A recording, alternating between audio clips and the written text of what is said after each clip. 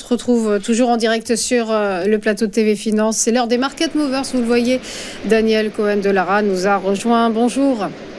Bonjour Roselyne. Vous êtes associé chez Next Momentum. On va commencer par Essilor Luxottica. Et on en parlait ici même avec vous il y a un peu plus d'un mois. On se disait que les vendeurs avaient repris la main sur les actions du groupe d'optique franco-italien. Et depuis, la situation a bien changé et le titre a établi de nouveaux records. Exactement. Et le nouveau record historique, il date tout simplement d'avant-hier à 232,20 €. Alors, on a vu effectivement il y a à peu près 2 mois, je crois, Essilor, les vendeurs venaient de reprendre la main et ils ne l'ont pas gardé bien longtemps, puisque dès la fin du mois de septembre, on a eu une belle figure de retournement et la tendance qui était haussière, qui était en consolidation, a repris ses droits et on a même fin octobre, avec une nouvelle consolidation, on a même établi une droite de tendance haussière que vous voyez tracée ici en bleu. Donc on a fait avant-hier et puis on l'avait déjà quelques centièmes près établi un nouveau record historique la semaine dernière. Et hier, dans la suite de l'ensemble des marchés, on a quand même un peu consolidé. Alors, la bougie d'hier, j'avoue que je ne l'aime pas du tout. Oui, la structure technique correspond quand même à une structure de retournement.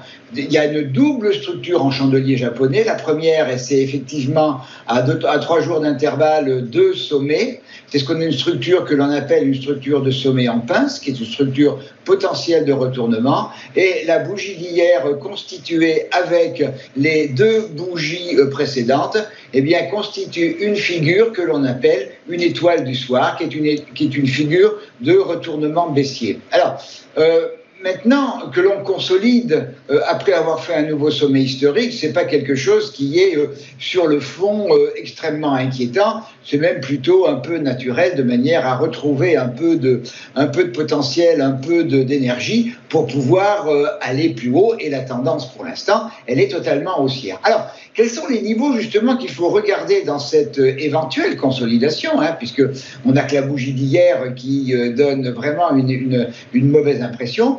Le premier niveau, quand on est dans ces circonstances, le premier niveau que l'on regarde, c'est le retracement 38,2 de la dernière impulsion haussière. Donc il est tracé ici, il est à 224,40. Ce que l'on aime bien quand on a une tendance qui est forte, qui est puissante, c'est que l'on ait un rebond sur justement le 38,2. Et à ce moment-là, si on a ce rebond qui se matérialiserait par une figure à nouveau de retournement, mais une figure haussière et une belle bougie verte qui montrerait que les acheteurs ont repris la main, dans ce cas-là, on repartirait à la hausse avec un premier objectif qui est le sommet historique à 232,20, puis les extensions en Fibonacci de ce mouvement de consolidation de 38,2, ce qui nous amènerait en direction de 238 et de 242. Deuxième niveau de consolidation important, c'est la zone des 222.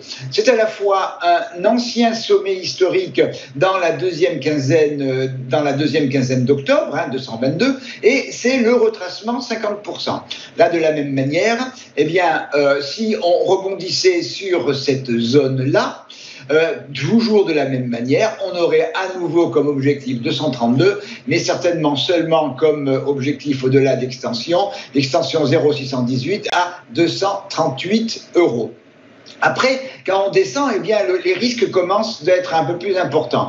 J'ai un nouveau niveau potentiel de rebond qui est un sommet historique de fin août, qui est à 219. Et à ce moment-là, on aurait comme objectif seulement le plus haut historique à 232. Là où les choses se compliqueraient et deviendraient extrêmement dangereuses, c'est le niveau véritablement d'invalidation de tout le mouvement haussier, c'est le niveau des 211,80 qui est le départ de l'impulsion et qui est le dernier plus bas dans la tendance haussière et qui est le contact au moment où cela avait été le contact avec l'oblique, la droite de tendance haussière. Donc si on casse la droite de tendance haussière et si on casse 211,8, eh bien tout le schéma haussier serait invalidé et à ce moment-là, eh bien les objectifs seraient des objectifs baissiers vers les supports à 207, 203 et 200. Alors, bon, j'ai regardé rapidement tout à l'heure, l'ouverture se fait à peu près autour des 200 des niveaux actuels, donc de clôture d'hier. Donc, pour l'instant, il n'y a pas vraiment de danger sur Essilor. J'ai une vision sur l'actif qui est toujours favorable et vous avez les niveaux qu'il faut regarder pour agir et comment agir et avec quels objectifs.